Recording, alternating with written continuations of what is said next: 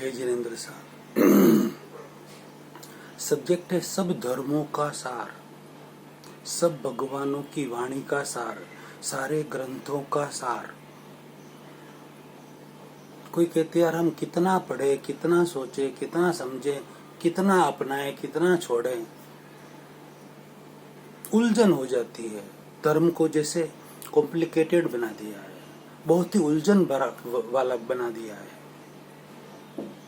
हम परेशान हो जाते हैं अलग अलग तरह से, ये मत करो, ये करो, ये नहीं करो, ये करो, ऐसा करो, वैसा मत करो, ये क्रियाकांड करो, वो करो, ये करो, पूरे दिन उलझे रहते उसमें।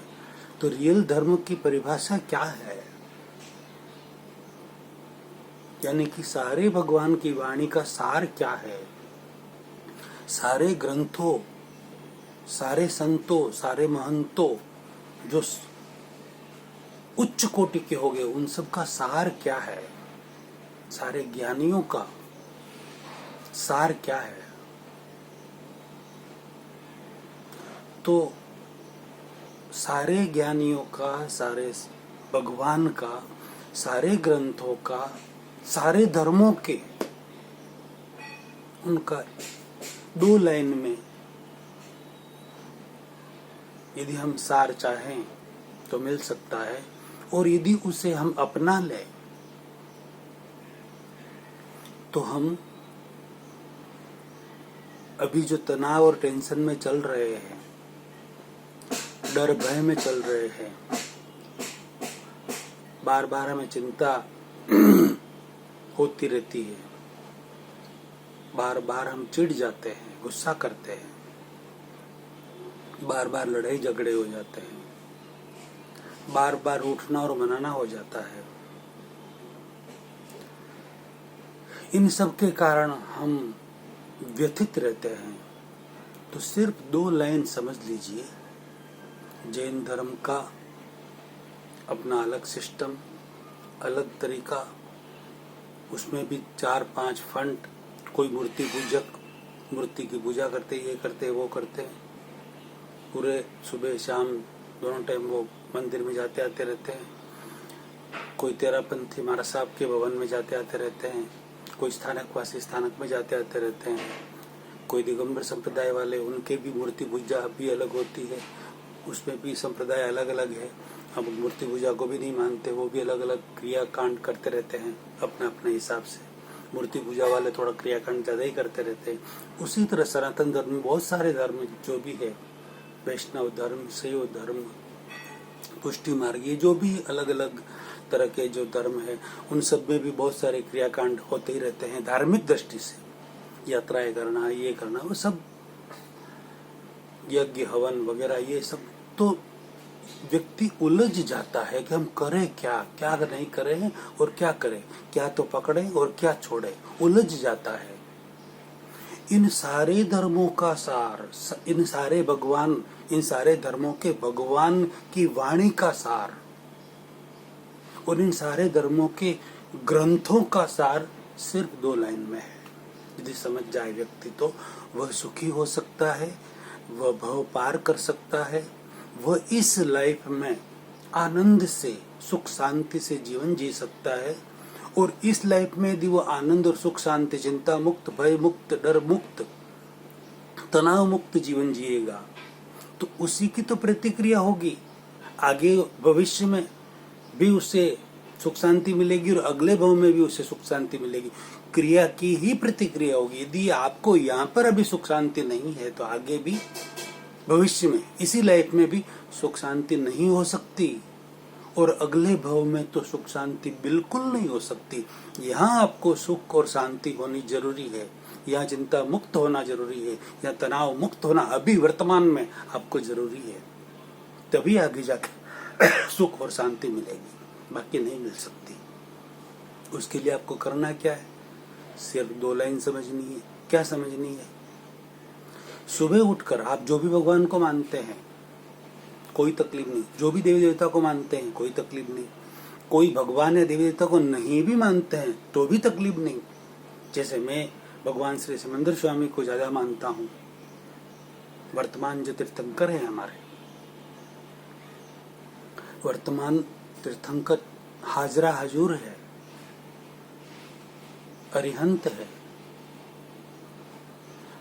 उनको मैं दिल से मानता हूं और मेरी साधना और आराधना उनके इर्द गिर्द ही घूमती रहती है।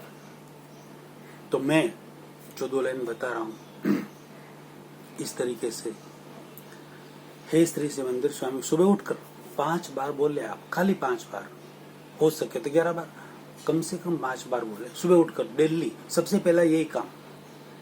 फिर उसके बाद आप अपने इष्ट देवता को, भगवान को याद करें, मंत्र जाप करें, नवकार मंत्र बोले, गायत्री मंत्र बोले, ओम नमः शिवाय बोले, श्री कृष्णम शरणम मम बोले, जो भी बोलना आप बोले, कोई दिक्कत नहीं। ओम नमो भगवते वासुदेवाय बोले, जो भी बोलना बोले, और जो भी हनुमान चालीसा बोले, वो सब बाद में, पहले ये सब सुबह से उठकर पहले ये आप अपने भगवान का नाम, देवी देवता का नाम ले सकते हैं। हे श्री सिमंदर स्वामी अरिहंत भगवान, मेरे प्राप्त मन से, वचन से, काया से लोक के किसी भी जीव को किंचित मात्र भी दुख न हो, न हो, न हो।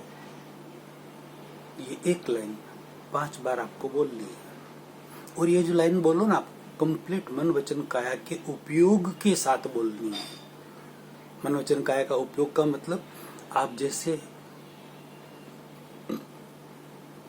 2000 की नोट तो बंद हो गई, गवर्नमेंट ने 1 लाख रुपए की एक नोट नहीं निकाली है। खाली उदाहरण दे रहा हूं आपको, मैं नहीं निकाली है, सिर्फ उदाहरण दे रहा हूं। 1 लाख रुपए की नोट हो, ऐसी एक गड्डी आपके पास हो तो 1 करोड़ रुपए की हुई, उसमें से आपको 47 नोट देनी है किसी को, तो आपने एक बार गिनी 47 नोट, कितना ध्यान रहेगा उसके अंदर? 1 लाख रुपया, एक नोट आगे पीछे हो गई तो लाख रुपया ज्यादा चला जाएगा, कितना ध्यान रहेगा? गिनी आपने 47 नोट गिन ली, फिर सामने जिसको देना था कि हो गया साहब तो दीजिए, कि नहीं एक बार और गिन लेता हूँ। मतलब आपको विश्वास नहीं है, पता नहीं एक नोट ज्यादा हो तो, इतना ध्यान रखकर गिना तो भी दोबारा गिनी तो यार 48 हो गई, तो क्या अब दीजिए साहब? करे नहीं यार ये तो 48 हो गए, मुझे तीसरी बार वापस गिननी पड़ेगी। वापिस अच्छी तरह से ध्यान देकर गिना तो 46 ही हुई। उलझ गए आप तो, 3 बार में 3 काउंटिंग आए, चौथी बार और जबरदस्त ध्यान देकर गिना तो 47 ही हुई, 47 ही उनको देना था। 4 बार गिना तब जाके आपने उनको दिया। इतना ध्यान एक एक शब्द पर आपको देना है, इतना उपयोग पूर्वक बोलना है, तभी जाकर वो आपके मन में, शरीर में, चित्त में, आत्मा में, शरीर के रोम रोम कण कण में वो बस जाएगा कि मुझे लोक के किसी भी जीव को कि रज मात्र भी दुख, मेरे प्राप्त मन वचन का ऐसे रज मात्र भी दुख नहीं देना है, ये बस जाएगा। ये समझा रहा हूं खाली आपको मैं, बोलना तो आपको एक ही लाइन है 5 बार खाली। दोबारा रिपीट कर लेता हूं एक बार में। हे श्री सिमंदर स्वामी अरिहंत भगवान, आप राम भगवान का नाम ले सकते हैं, श्री कृष्ण का नाम ले सकते हैं, ब्रह्मा विष्णु महेश किसी का भी नाम ले सकते हैं, किसी भी देवी देवता का नाम भी ले सकते हैं, भगवान महावीर स्वामी, पारसनाथ, आदिनाथ, 24 तीर्थंकर का कोई भी भगवान का नाम ले सकते हैं।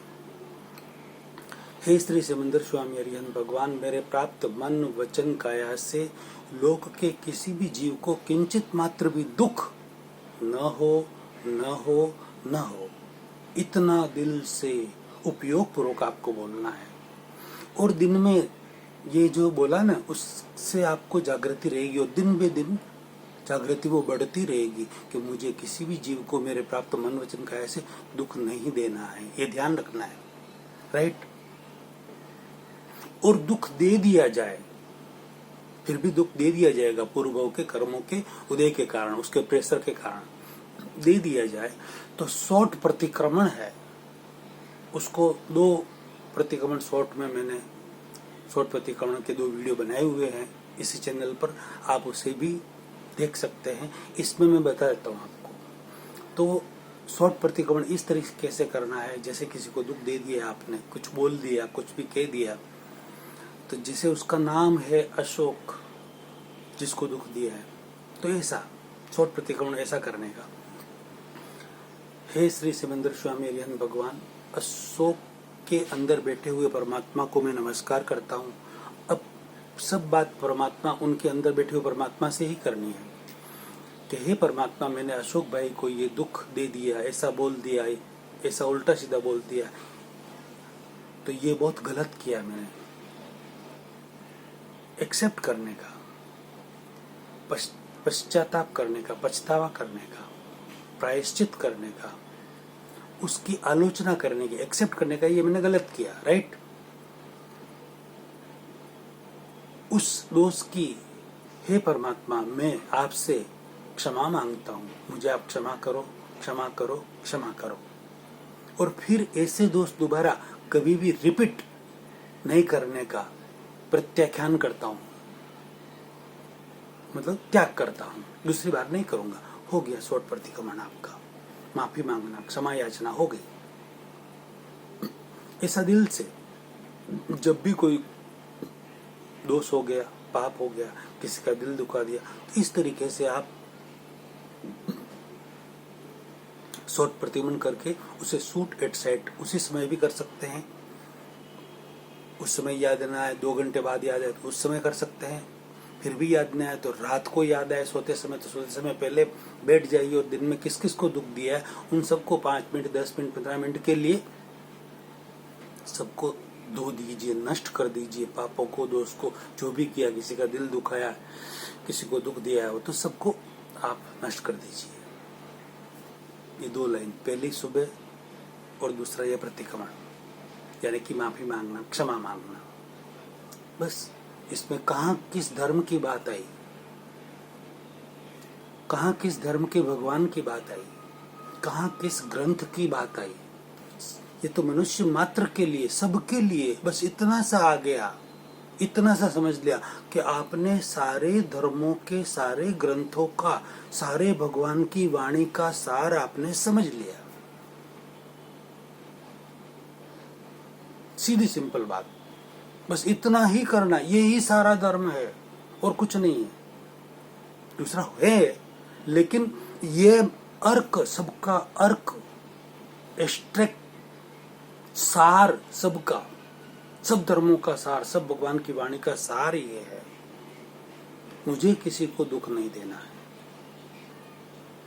हो सके तो मैं सुख दूं, सुख नहीं दिया जाए तो कोई तकलीफ नहीं, मुझे किसी को दुख नहीं देना है। ये भाव दिन भी दिन आपके बढ़ते रहेंगे। डेली बोलना है आपको 5 बार, एक लाइन ही, और दूसरी लाइन ये है प्रतिक्रमण करना और कुछ नहीं। धर्म की शुरुआत यहीं से होती है और मुक्ति तक पहुंचने के लिए भी यही माफी, क्षमा याचना, प्रतिक्रमण की जरूरत है।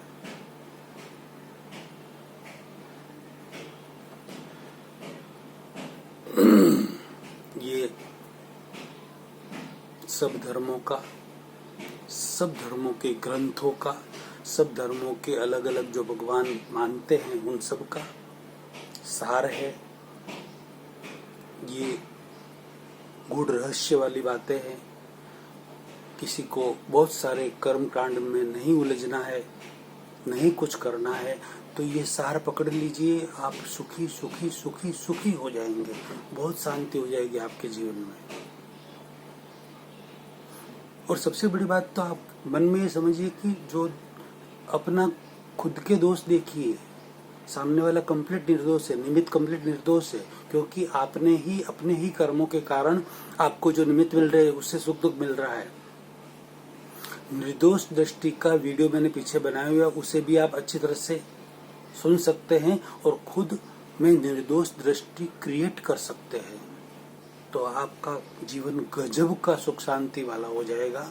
और यही गूढ़ रहस्य लाखों करोड़ व्यक्तियों में फैलाकर अनुमोदना का पुण्य कमाए। अगला प्रवचन अगले वीडियो में अगले सब्जेक्ट के साथ। जय जिनेंद्र साहब।